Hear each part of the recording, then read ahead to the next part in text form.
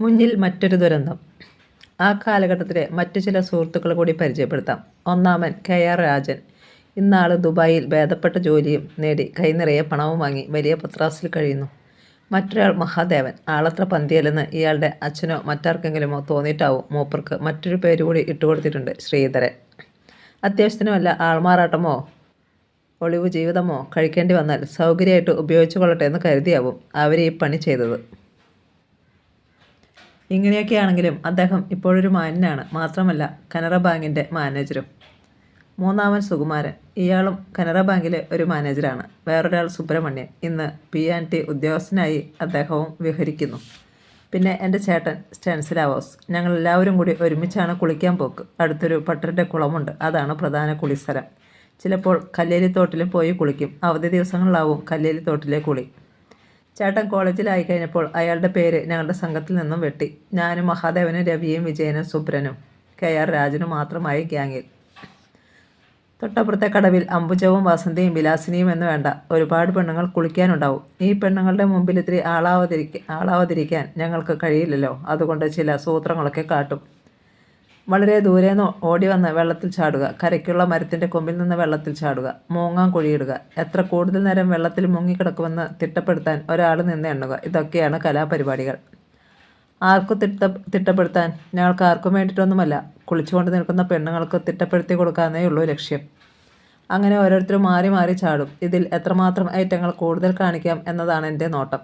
അങ്ങനെയുള്ള ധീരവീര പരാക്രമങ്ങൾ കണ്ടിട്ട് അപ്പുറത്തെ കടവിൽ നിന്ന് കുളിക്കുന്ന ഏതെങ്കിലും പെണ്ണിന് എന്നോടൊരു പ്രേമം തോന്നിയാൽ രക്ഷപ്പെട്ടില്ലേ? അക്കാലത്ത് ആരുടെയെങ്കിലും ഒരു പ്രേമം ഒത്തുകിട്ടിയാൽ പിന്നെ എന്ത് വേണം? എന്തിന്, ഒരു ചെറുചെരി കിട്ടിയാൽ തന്നെ പാൽപ്പായസം കുടിച്ച സുഖാവില്ലേ? വലിയ ചാട്ടമൊക്കെ ചാടുമ്പോൾ ചിലപ്പോൾ അപ്പുറത്തു നിന്നും ഒരു കയ്യടി കിട്ടും. കൂട്ടത്തിൽ ഏതാണ്ട് അത്ഭുതം കണ്ട കൂട്ട്. ഈശ്വരാ, എന്ത് ചാട്ട ചാടിയേ എന്നൊരു പറച്ചിലും. അതും മതി എനിക്ക്. ആ ഒരു നിർവൃത്തിക്ക് വേണ്ടിയാണ് ഈ പരാക്രമങ്ങളെല്ലാം. കുളത്തിനരികിൽ ഒരു പുളിമരമുണ്ട്. ഈ മരത്തിലെ ഒരു പ്രത്യേക കൊമ്പിൽ കയറിയിട്ട് അതുമേലെന്ന് ഞാൻ ചാടും. അന്ന് എനിക്ക് ഏതാണ്ട് 15-16 വയസ്സ് പ്രായമായിട്ടുണ്ടെന്ന് കരുതുക.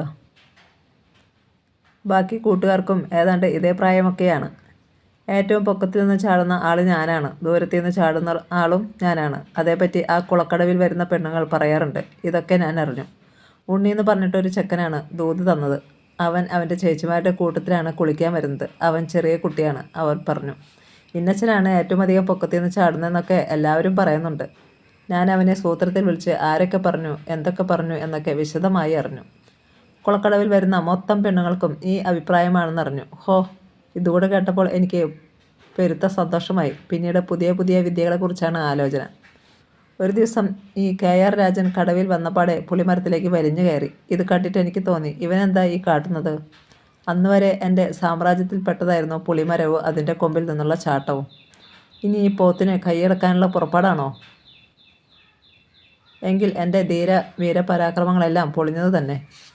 ഈ വർഗശത്രു എന്നൊക്കെ പറയുന്നൊരു വിപ്ലവ ഭാഷയിലെ അത് കൂട്ടെങ്ങാനും വർഗശത്രു ആവാനുള്ള പുറപ്പാടാണോ ഈ കുരങ്ങൻ്റേത്? ഇങ്ങനെ വളരെ വിഷമത്തോടെ ഞാൻ ഓരോന്നാലോചിച്ച് നിൽക്കുമ്പോൾ ഞാൻ സാധാരണ ചാടാറുള്ള കൊമ്പത്തെത്തി. അതുവരെ ഉണ്ടായിരുന്ന എൻ്റെ ധാരണ അതിന് താഴെ എങ്ങാനും വരെ എത്തി അവിടെ നിന്നുള്ള പ്രകടനമേ ഉണ്ടാവുള്ളൂ എന്നാ. മരത്തിലേക്ക് നോക്കുമ്പോൾ ഈ പഹയൻ അവിടെ കൊണ്ട് നിൽക്കുന്നില്ല. അടുത്ത കൊമ്പത്തെത്തി. അവിടെയും ഒതുങ്ങുന്ന മട്ടല്ല. പിന്നെയും മുകളിലേക്ക് കയറുകയാണ്. അപ്പോഴും ഞാൻ സമാധാനിച്ചു. രാജൻ വെള്ളത്തിലേക്ക് ചാടാനൊന്നും ആവില്ല ഇങ്ങനെ കയറുന്നത്. ചുമ്മാണ്ട് ഒരു രസത്തിനുള്ള കയറ്റമായിരിക്കും. ഞാൻ സാധാരണ ചാടാറുള്ള കൊമ്പിൽ നിന്നും 2-3 കൊമ്പുകൾക്ക് മുകളിലെത്തി. അന്നേരവും എൻ്റെ ഉള്ളിലുണ്ട്, ഓ, ഇവൻ ചാടുകയും മറ്റുമില്ല, ഒരു ചുമ്മാ പ്രകടനം, അത്ര തന്നെ. എൻ്റെ സ്ഥിരം കൊമ്പിൽ നിന്നും 3-4 കൊമ്പുകൾക്ക് മുകളിലെത്തി അവിടെ നിലയുറപ്പിച്ചു. പെട്ടെന്ന് എൻ്റെ പ്രതീക്ഷകളെയെല്ലാം തകിടം മറിച്ചു കൊണ്ടതാ രാജൻ്റെ അനൗൺസ്മെൻറ്റ്. ഞാൻ ഇവിടെ നിന്ന് കുളത്തിലേക്ക് ചാടാൻ പോകുന്നു. സത്യം പറഞ്ഞാൽ ഇതുവരെ കെട്ടിപ്പടുത്തു കൊണ്ടുവന്ന സ്വപ്നങ്ങളൊക്കെ പോയി. മാത്രമല്ല 3 ദിവസം മുമ്പ് തൊട്ടപ്പുറത്ത് നിന്ന് കുളിക്കുന്നതിലൊരു പെണ്ണ് എൻ്റെ ചാട്ടവും കാര്യങ്ങളും കണ്ട് ഒരിഷ്ടം തോന്നിയിട്ടാണെന്ന് തോന്നുന്നു. പാടത്തിൻ്റെ വരമ്പത്ത് വെച്ചിട്ട് നാളെ എപ്പോഴാണ് കുളിക്കാൻ വരിക എന്ന് ചോദിച്ചു. അത്രയ്ക്ക് ഒരു ബന്ധവും കാര്യങ്ങളൊക്കെ ആയി കഴിഞ്ഞിരിക്കുമ്പോഴാണ് ഈ ശകുനം മുടക്കിയുടെ ഒടുക്കത്തെ കൂത്ത്. ആ നിമിഷത്തിൽ ഞാൻ ആശ്വസിച്ചു. ഇല്ല, അവൻ ചാടില്ല. എല്ലാ സമാധാനത്തെയും തകർത്തുകൊണ്ട് ഇതാ വീണ്ടും അനൗൺസ്മെൻറ്റ്. KR രാജൻ ഇതാ ചാടാൻ പോകുന്നു. അപ്പുറത്തെ കടവിൽ നിന്ന് കുളിക്കുന്ന പെണ്ണുങ്ങളുടെയും ഇവിടെ നിൽക്കുന്ന ഞങ്ങളുടെ ഗ്യാങ്ങിൻ്റെയും മൊത്തം കണ്ണുകളും രാജൻ ചാടാൻ നിൽക്കുന്ന കൊമ്പിലാണ്. അതാ KR രാജൻ മരക്കൊമ്പിൽ നിന്നും ചാടിക്കഴിഞ്ഞു. എന്തിനു പറയുന്നു? ഇവൻ മരത്തിൽ നിന്ന് ചാടി താഴേക്ക് വരും വഴി താഴത്തെ കൊമ്പിൽ കുരുങ്ങി അവനുടുത്തിരുന്ന തോർത്തുമുണ്ട് അഴിഞ്ഞുപോയി. നമ്മൾ കിണറ്റിൻകരയിലോ മറവില്ലാത്ത സ്ഥലങ്ങളിലോ നിന്ന് കുളിക്കുമ്പോൾ ഒരാൾ പിന്നിലൂടെ വന്ന് ഉടുത്തു കുളിക്കുന്ന തോർത്തുമുണ്ട് അഴിച്ചെടുത്താൽ നാണം മറയ്ക്കാൻ നമ്മൾ എന്താവും ചെയ്യുക? അതുപോലെ കൈകൊണ്ട് നാണം മറിച്ച് അന്തരീക്ഷത്തിലൂടെ ഒരു രൂപം താഴേക്ക് വരുന്നു. തുണി ഉടുക്കാതെ കൈകൊണ്ട് നാണം മറിച്ചു KR രാജൻ അന്തരീക്ഷത്തിൽ നിന്നും വെള്ളത്തിലേക്ക് ഇങ്ങനെ വരികയാണ്. അങ്ങനെ വന്നുകൊണ്ടിരുന്ന സമയത്തുള്ള അവൻ്റെ മുഖം ഇന്നും എൻ്റെ മനസ്സിലുണ്ട്. അവൻ വന്ന് വെള്ളത്തിലേക്ക് വീണു. ആ കടവിലുണ്ടായിരുന്ന സ്ത്രീകൾ മുഴുവൻ ചിരി സഹിക്കാണ്ട് നിന്നും ഇരുന്നും എന്നു വേണ്ട ഏതൊക്കെ തരത്തിൽ ചിരിക്കാമോ ആ തരത്തിലൊക്കെ ചിരിച്ചു. ജീവിതത്തിൽ ഇത്രമാത്രം ചിരിച്ചിട്ടുള്ളൊരു അവസരമില്ല. ചിരിച്ച് എനിക്ക് വയ്യാണ്ടായി. മഹാദേവനും മറ്റവനും മറിച്ചവനും താഴെ ഇരുന്നും കിടന്നും ചിരിയോട് ചിരി. വെള്ളത്തിലേക്ക് താണ രാജനെ കാണാനില്ല. ഇവനെ കാണാനില്ല എന്ന് വന്നിട്ടും ഞങ്ങൾക്ക് ചിരി നിർത്താൻ പറ്റുന്നില്ല. എന്നുവെച്ചാൽ ആ ജാതി വരവായിരുന്നു ഈ തുണിയെടുക്കാത്ത രൂപം അന്തരീക്ഷത്തിൽ നിന്നും വന്നത്. കുറച്ചു നേരം കഴിഞ്ഞിട്ടും അവനെ കാണാനില്ല. ഞങ്ങളൊക്കെ നോട്ടമായി, ഉള്ളിൽ പരിഭ്രമവും. എന്നിട്ടും ചിരി അടക്കാനും സാധിക്കുന്നില്ല. അന്വേഷണമായി. കുളത്തിൻ്റെ അരികിൽ ചേമ്പ് വളർന്നു നിൽപ്പുണ്ട്. നോക്കുമ്പോൾ അവിടെ ഒരു തല കാണാം, രാജൻ്റെ തല. ഇത് കണ്ടിട്ട് മഹാദേവൻ്റെ കമൻറ്റ്, എടാ അത് ചൊറിയൻ തവളയുടെ തലയാവും. ഇത് കേട്ട് മറ്റൊരുത്തൻ, അല്ലടാ നമ്മുടെ ധീരവീരൻ രാജൻ്റെ തല തന്നെയാ. ഇതിനൊക്കെ അകമ്പടിയായി അപ്പുറത്തെ കടവിൽ നിന്നും പെണ്ണുങ്ങളുടെ കൂട്ടച്ചിരിയും. ഞാൻ അടുത്ത കാലത്ത് ഗൾഫിൽ പോയപ്പോൾ രാജൻ്റെ വീട്ടിലും പോയിരുന്നു. കല്യാണം കഴിച്ച നേഴ്സാണ് ഭാര്യ, കുട്ടിയുണ്ട്, സുഖമായി ജീവിക്കുന്നു. അന്ന് അവനെ കണ്ടപ്പോഴും എൻ്റെ മനസ്സിൽ തെളിഞ്ഞത് അന്തരീക്ഷത്തിൽ കൂടി കൈകൊണ്ട് നാണം മറിച്ച് താഴേക്ക് വന്ന രാജൻ്റെ രൂപമാണ്. എനിക്കും വേണം ഒരപ്പൻ. എൻ്റെ വീട്ടിൽ അംഗങ്ങൾക്ക് യാതൊരു കുറവില്ലാന്ന് വായനക്കാർക്കറിയാമല്ലോ. മക്കൾ തന്നെ തരാതരമായി 8 എണ്ണം. 8 മക്കളിൽ വമ്പൻ കുര്യാക്കോസ് തന്നെ. എന്നുവെച്ചാൽ അദ്ദേഹം ഡോക്ടറല്ലേ. നാട്ടിൽ ബന്ധുക്കാരുടെ അല്ലെങ്കിൽ പരിചയക്കാരുടെ വീടുകളിൽ കല്യാണം അല്ലെങ്കിൽ എന്തെങ്കിലും വിശേഷങ്ങൾ, ഇതിനൊക്കെ അപ്പം പോകും. കൂട്ടത്തിൽ ഞാനോ സ്റ്റെൻസിലാവോസോ വെൽസോ ആരെങ്കിലും ഉണ്ടായെന്ന് വരും. ചിലപ്പോൾ അമ്മയും ഉണ്ടാവും. ഇങ്ങനെ ചെല്ലുന്നിടത്ത് ഞങ്ങളുടെ പിതാശ്രീ തെക്കത്തല വറിയതിനെ അറിയാത്തവരും കുറേ പേരുണ്ടാവും. അറിയാത്തവരുടെ മറ്റുള്ളവർ പരിചയപ്പെടുത്തി കൊടുക്കും. മനസ്സിലായില്ലേ? ഇല്ല, മനസ്സിലായില്ല. ഡോക്ടർ കുര്യാക്കോസിൻ്റെ അപ്പനാ. ഇത് കേൾക്കുമ്പോൾ പരിചയപ്പെടുത്തുന്നയാൾക്ക് ഇയാൾ ക്യാമനായൊരു മകൻ്റെ സൃഷ്ടാവെന്ന മട്ടിൽ ആണോ എന്നൊരു പ്രത്യേക ഭാവം. ഇനി ഞാനോ മറ്റുള്ളവരോ എവിടെയെങ്കിലും ചെന്നുപെട്ടാൽ, അറിയില്ലേ കുര്യാക്കോസിൻ്റെ അനിയന എന്നാകും പരിചയപ്പെടുത്തൽ. ഞാനൊക്കെ കൂട്ടത്തിൽ നിൽക്കുമ്പോൾ തന്നെ ഞങ്ങളുടെ അപ്പൻ ഡോക്ടർ കുര്യാക്കോസിൻ്റെ അപ്പനാ എന്ന് പരിചയപ്പെടുത്തുന്നത് കേൾക്കുമ്പോൾ എനിക്കൊരു സംശയം. ഞങ്ങളും ഇയാളുടെ തന്നെ മക്കളല്ലേ? എവിടെ ചെന്നാലും പറഞ്ഞും പരിചയപ്പെടുത്തിയും വരുമ്പോൾ തെക്കേത്തല പറയുന്നത് കുര്യാക്കോസിൻ്റെ മാത്രം അപ്പനാവും. എന്നുവെച്ചാൽ കുര്യാക്കോസ് ഡോക്ടറായി പോയില്ലേ, സ്വന്തമായി മേൽവിലാസം ഉള്ളയാൾ. അതില്ലാത്ത എനിക്കൊക്കെ എവിടുന്ന് അപ്പനെ കിട്ടുക?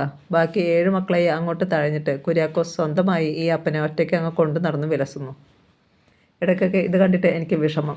എങ്ങനെ വിഷമിക്കാതിരിക്കും? ഞാനൊക്കെ നോക്കുകുത്തി പോലെ നിൽക്കുമ്പോഴല്ലേ ഓരോരുത്തരും പരിചയപ്പെടുത്തുന്നത് കുര്യാക്കോസിൻ്റെ അപ്പനാ, കുര്യാക്കോസിൻ്റെ അപ്പനാന്ന്. പിന്നെ സ്വയം സമാധാനിച്ചു, എന്തെങ്കിലും ആകട്ടെ.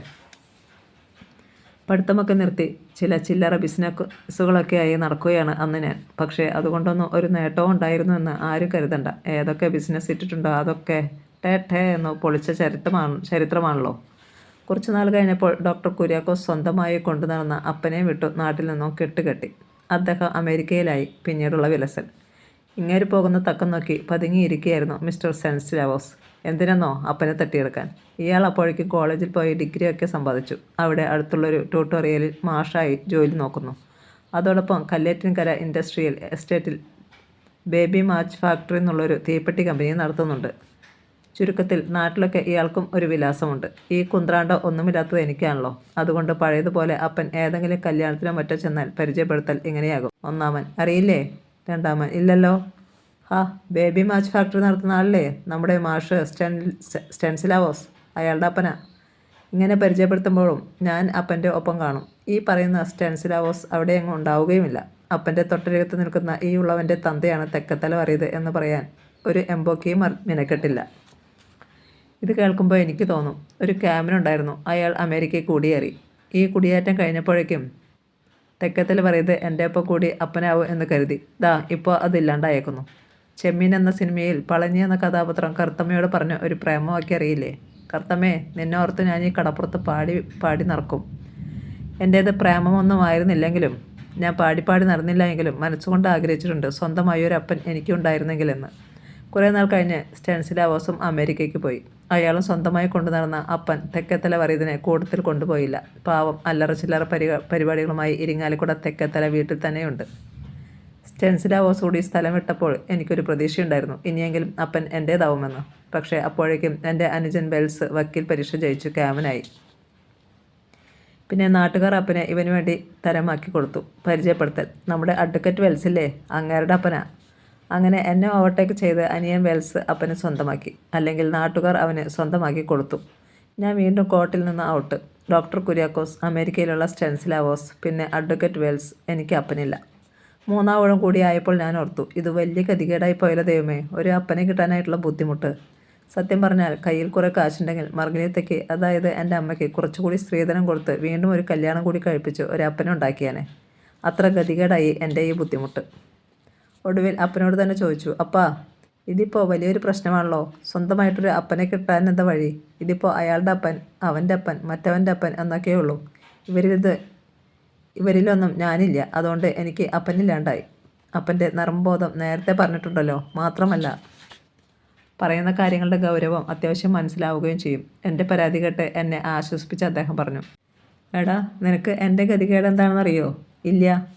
ഇവന്മാരുടെയൊക്കെ അപ്പനാണ് എന്ന് പറയുമ്പോൾ സത്യത്തിൽ എനിക്ക് നാണക്കേടാ. ഞാൻ ആരുമല്ലാത്തത് കൊണ്ടല്ലേ ഇവന്മാരുടെ അപ്പനാകേണ്ട ഗതികേട് എനിക്ക് വന്നത്. ഞാൻ വലിയൊരു ആളായിരുന്നെങ്കിൽ എൻ്റെ മക്കളായിട്ട് ഇവരൊക്കെ അറിയപ്പെടുമായിരുന്നുള്ളൂ. ഇത് കേട്ടപ്പോൾ സംഗതി കഴമ്പുള്ളതാണെന്ന് മനസ്സിലായി. മാത്രമല്ല, അപ്പൻ എൻ്റെ പക്ഷത്തുമാണ്. ആ സന്തോഷത്തിൽ ഞാൻ പറഞ്ഞു, അങ്ങനെയാണെങ്കിൽ അപ്പൻ ഇപ്പോഴൊരു വലിയ ആളായി നിൽക്കുന്നത് എൻ്റെ തണലില്ല. കാരണം മറ്റുള്ളവരുടെയൊക്കെ അപ്പനായിട്ടാണ് അപ്പൻ അറിയുന്നത്, പക്ഷേ അപ്പൻ്റെ മകനായിട്ട് അറിയുന്നത് എന്നെയും. അതുകൊണ്ട് അപ്പന് കൂടുതൽ ഇഷ്ടം തോന്നേണ്ടത് എന്നോടാണ്. അപ്പനൊന്ന് ചിരിച്ചു. എന്നിട്ട് പറഞ്ഞു, നീയും ശ്രമിച്ചാൽ കുറേ കാലം കഴിഞ്ഞാണെങ്കിലും അവരിൽ നിന്ന് നിനക്ക് അപ്പനെ സ്വന്തമാക്കിയെടുക്കാം. അങ്ങനെ സ്വന്തമായപ്പൻ വേണമെന്ന് മനസ്സിൽ വലിയൊരു പ്രശ്നമായി. കൂടെ കൂടെ ഞാൻ ചേട്ടന്മാരോടും അനുജന്മാരോടും മനസ്സിൽ പറയുമായിരുന്നു, നോക്കിക്കോടാ, ഞാനിതൊക്കെ കൊണ്ടുപോകും. ഈ അപ്പനും ഈ അമ്മയും ഒക്കെ എൻ്റേത് തന്നെയാകും. ഒരാളാവണമെന്ന തോന്നലിന് പിന്നിൽ ഇങ്ങനെ പല കാരണങ്ങളുണ്ടായിരുന്നു. ആ ശ്രമത്തിനിടയിൽ പറ്റിയിട്ടുള്ള അമളികളും കുറവല്ല. വറുത്ത അയില വഴി പ്രേമം. സ്റ്റെൻസിലാവോസ് ചേട്ടൻ്റെ തീപ്പെട്ടി കമ്പനിയിലായി പിന്നത്തെ ജോലി. ഗമയിലാണ് പോക്ക്. എസ്പോക്ക് സ്കൂട്ടറിൽ, വെള്ളമുണ്ടും വെള്ള ഷർട്ടും വേഷം. ഈ പോക്ക് കാണുന്നവർ വിചാരിക്കും ഞാനിവിടെ മാനേജരോ കണക്കെഴുത്തുകാരനോ ആണെന്ന്. അവിടെ ചെന്നാൽ ഷർട്ടും മുണ്ടും ഞാൻ മാറിയിടും. കുര്യാക്കോസ് പണ്ട് മെഡിസിന് പഠിച്ചിരുന്നപ്പോൾ ഇട്ടിരുന്ന വെള്ള ഓവർകോട്ടുണ്ട്, മെഡിക്കൽ സ്റ്റുഡൻസ് ഇടുന്ന സാധനം. ഇപ്പോൾ നേഴ്സുമാരും ഇടുന്നത് ഈ കോട്ടാണല്ലോ, അതെടുത്തിടും. പിന്നെ ഒരു കള്ളിമുണ്ടും. കുര്യാക്കോസ് മെഡിസിന് പഠിച്ചതുകൊണ്ട് എനിക്ക് ഉപകാരം ഉണ്ടായിട്ടില്ല എന്ന് പറയാൻ പറ്റില്ല. കോട്ട് കിട്ടിയില്ലേ. മാത്രമല്ല, പഴയ ഉടുപ്പും ട്രൗസറും ഇട്ടു മുമ്പ് തന്നെ ശീലമുണ്ടല്ലോ. തൃശ്ശൂരത്തെ വാറുണിയുടെ ട്രൗസറും മറ്റും ഇട്ടായിരുന്നല്ലോ നേരത്തെയുള്ള ചെത്ത്. വീട്ടിൽ നിന്ന് ഇട്ടുകൊണ്ട് പോകുന്ന വേഷമൊക്കെ ഭദ്രമായി ഊരി വെച്ചെങ്കിലേ പോയ ഗമയിൽ തിരിച്ചു വരാൻ പറ്റൂ. അവിടെ മരുന്ന് അരയ്ക്കലും മെഴുക്കു മുക്കലും തീപ്പെട്ടി പായ്ക്ക് ചെയ്യലുമൊക്കെയാണല്ലോ പണി. ഇതിനിടെ നേരമ്പോക്കുകൾ കത്തിക്കാൻ ഞാൻ മറക്കില്ല. നേരമ്പോക്കുകൾ കേട്ട് അവിടെ പണിയെടുക്കുന്ന പെൺകുട്ടികൾ ചിരിക്കുന്നത് കാണാൻ നല്ല രസം. സ്റ്റെൻസിലാവോസ് വന്നു കഴിഞ്ഞാൽ പിന്നെ മിണ്ടില്ല. നിന്റെ നാവ് പൊന്തിയാൽ ഈ കുട്ടികൾ ചിരിക്കാൻ തുടങ്ങും. അങ്ങനെ ഒരു കുട്ടി ചിരിച്ചുകൊണ്ട് പണിയെടുക്കാണ്ടിരുന്നാൽ ഇവിടെ 10-63 കുട്ടികളുണ്ട്. ആകെ നോക്കുമ്പോൾ 2-3 കുട്ടികളുടെ ശമ്പളം നമ്മൾ വെറുതെ കൊടുക്കേണ്ടി വരും. അങ്ങനെ ഇവൻ്റെ വലിയ വലിയ കണക്കുകൂട്ടലൊക്കെ ഉണ്ട്. അതുകാരണം ഇയാൾ എത്തിയാൽ ഞാൻ നാവടക്കി വയ്ക്കും. 4 രൂപയാണ് ഒരു ദിവസത്തെ കൂലി. ആഴ്ചയിൽ 6 ദിവസം ജോലി. അപ്പോൾ 24 രൂപ. എനിക്കുണ്ടോ അത് തികയുന്നു? ഉച്ചയ്ക്കൊരു ഊണ്, അതിന് ഞാൻ കീശയെന്ന് കാശ് കൊടുക്കണം. അടുത്തൊരു ചെറിയ ഹോട്ടലുണ്ട്, അവിടെ ഇടയ്ക്കിടെ പോയി ഉണ്ണും. ഗുട്ടൻസ് വേറെ ഒന്നുമല്ല, ഹോട്ടൽ നടത്തുന്ന ആൾക്ക് പെൺമക്കളുണ്ട്. അവരെ കാണുകയാവും, ഊണ് കഴിക്കുകയും ചെയ്യാം. ഒരു വെടിക്ക് 2 പക്ഷി എന്ന് പറയുന്ന പോലെ. ഇത്തിരി രുചി കുറവാണെങ്കിലും ഞാൻ അവിടെ പോകൂ. ഇല കിട്ടിക്കഴിഞ്ഞാലുടൻ ആ പെണ്ണ് എവിടെ അങ്ങനെ നിൽപ്പുണ്ടെങ്കിൽ അവിടേക്ക് നോക്കി ഇത്തിരി വെള്ളം വിളിച്ചു പറയും. ചിലപ്പോൾ സംഗതി ഫലിക്കും. ആ പെൺകുട്ടി വെള്ളം കൊണ്ടുതരും. ഇനി അഥവാ വെള്ളം കിട്ടിയില്ലെങ്കിലും ശബ്ദം കേട്ട് തിരിഞ്ഞു നോക്കുകയെങ്കിലും ചെയ്യുമല്ലോ. ഹോട്ടലുകാരൻ്റെ മോൾക്ക് ഒരു കത്തെഴുതിയാലോ എന്ന് ആലോചിച്ചിട്ടുണ്ട്. എഴുതിയാൽ പ്രേമത്തിൻ്റെ തരിയെങ്കിലും മുളച്ച് പൊങ്ങിയിട്ടുണ്ടെങ്കിൽ അത് പോകും. കാരണം നേരായി ഒരു അക്ഷരവും അതിലുണ്ടാവില്ലല്ലോ. അങ്ങനെയിരിക്കെ ഒരു ദിവസം കമ്പനിയിൽ നിന്ന് ഒരു പയ്യനെ വിട്ടിട്ട് 2 ഊണ് വാങ്ങിയിട്ട് വരാൻ പറഞ്ഞു. എനിക്കും അവിടെ പണിയെടുക്കുന്ന എൻ്റെ ഇളയപ്പൻ്റെ മോൻ ജോസിനും. കമ്പനിയിലേക്ക് ഊണ് വരുത്താൻ വേറെയും കാരണമുണ്ട്. അവിടെ ചെന്ന് കഴിക്കുകയാണെങ്കിൽ സ്പെഷ്യൽ വാങ്ങിച്ചു പോകും. കയ്യിലൊരുപാട് കാശുണ്ടെന്ന് ആ പെണ്ണിന് തോന്നണമല്ലോ. ഊണിൻ്റെ പൊതിയുമായി വന്ന ഞങ്ങളുടെ ചിങ്കടി ഒരു പൊടി എനിക്ക് നീട്ടിയിട്ട് പറഞ്ഞു, ഇത് ഇന്നസെൻ്റ് ചേട്ടനാണെന്ന് പ്രത്യേകിച്ച് പറയാൻ പറഞ്ഞിട്ടുണ്ട് അവിടുത്തെ ആ കുട്ടി. കമ്പനിയിലുള്ള കുട്ടികളൊക്കെ അത് കേട്ടു. ഞാനാകെ വല്ലാണ്ടായി. അവരെന്നെ കളിയാക്കുന്നു. ജോസ് ചോദിച്ചു, അതെന്താടാ അങ്ങനെ? തടി തപ്പണമല്ലോ, ഞാൻ പറഞ്ഞു. ഇത്തിരി സവാള ഉള്ളി ഇടാൻ പറഞ്ഞിട്ടുണ്ടായിരുന്നു, അതുകൊണ്ടായിരിക്കും. എന്നിട്ട് ജോസിനോട് പോയി ഉണ്ടോളം പറഞ്ഞു. അന്നേരം ആ കൊച്ചവൻ്റെ സംശയം, ഇതെന്താ ഇന്നിപ്പോൾ ഇങ്ങനെ? എന്നും നമ്മൾ ഒന്നിച്ചല്ലേ ഉണ്ണാറ്? അല്ലടാ, എനിക്ക് വിശപ്പായിട്ടില്ലടാ, അതാ പറയുന്നത്. ഒടുവിൽ ഞങ്ങൾ ഉണ്ണാൻ ഒപ്പം ഇരുന്നു. അവൻ പൊതി അഴിക്കുമ്പോഴും അവൻ്റെ കണ്ണ് എൻ്റെ പൊതിയിലേക്കാണ്. വളരെ പേടിച്ചിട്ടാണെങ്കിലും പൊതി നീർത്തി കഴിഞ്ഞിട്ട് നോക്കുമ്പോൾ 2 പൊതിക്കും ഒരു മാറ്റവുമില്ല, എല്ലാ കറികളും ഒരുപോലെ. ഒരു സമാധാനത്തിൽ ഞാൻ അവൻ്റെ മുഖത്ത് നോക്കി പുളിച്ച തെറി തന്നെ പറഞ്ഞു. ഇപ്പം നിനക്ക് സമാധാനമായില്ലടാ തെണ്ടി, നിനക്കല്ലേ ആകെ സംശയം? രണ്ടാമത്തെ ഉരുളയ്ക്ക് വട്ടം കൂട്ടുമ്പോൾ കൈവിരലിൽ എന്തോ ഒന്ന് തടയുന്നു. സൂത്രത്തിൽ ഒന്നുകൂടി ഇളക്കി നോക്കി. സംഗതി എന്തോ ഉണ്ട്, പിശാച്ച് എൻ്റെ ചോറിൽ തന്നെ നോക്കിയിരിപ്പല്ലേ. ഉണ്ണടാന്ന് അവൻ്റെ ഒരു പ്രോത്സാഹനം. നാശം പിടിച്ചവൻ ആകെ കുഴപ്പമാക്കും, നീരാളിയെ പോലെ ഇരുപ്പാ. അപ്പോൾ അവൻ്റെ ചോദ്യം, ഇതെന്താ നിനക്ക് മാത്രം അയില സ്പെഷ്യൽ? വറുത്ത അയില ചോറിൽ പൂഴ്ത്തി വെച്ചത് കമ്പനിക്കകത്ത് പാട്ടായി, നാണക്കേടായി. ലവ് ലെറ്ററിന് പകരം പ്രേമം അയിലേക്കൂടിയും ചാളേക്കൂടിയും ഒക്കെ ആയി എന്ന് പിള്ളേരൊക്കെ പറയാൻ തുടങ്ങി. അതോടെ ആ ഹോട്ടലിലെ ഊണ് നിർത്തി. ശനിയാഴ്ച കമ്പനിയിലുള്ള കുട്ടികൾക്ക് കൂലി കൊടുക്കുമ്പോൾ ആഴ്ചക്കൂലി എനിക്കും തരും. അത് വാങ്ങി ചില ഊടുവഴികളിലൂടെയാണ് വീട്ടിലെത്തുക. ഒരു ഞായറാഴ്ച ചേട്ടൻ്റെ ചോദ്യം, ഇരിഞ്ഞാലക്കുടയിലെ എല്ലാ റോഡിലൂടെയും ധൈര്യമായി നടന്നു പോകണമെങ്കിൽ നിനക്ക് എത്ര രൂപ ഉണ്ടായാൽ പറ്റും? പല പീടികകളിലും കാശ് കൊടുക്കാനുള്ളത് കൊണ്ട് ഊടുവഴികളിലൂടെയേ യാത്ര. അത് ഇയാൾക്കറിയാം. അതാണ് ഈ ചോദ്യം. ഞാൻ കാശങ്ങട് തരാം, എന്നിട്ട് കടം വീട്ടിൽ നിറക്ക്. പണ്ടത്തെ പോലെ ജാതിയിൽ കയറി നിന്ന് പോവേണ്ട ഗതികേട് നിനക്ക് വരില്ലെന്ന് വിചാരിച്ചിട്ടാ.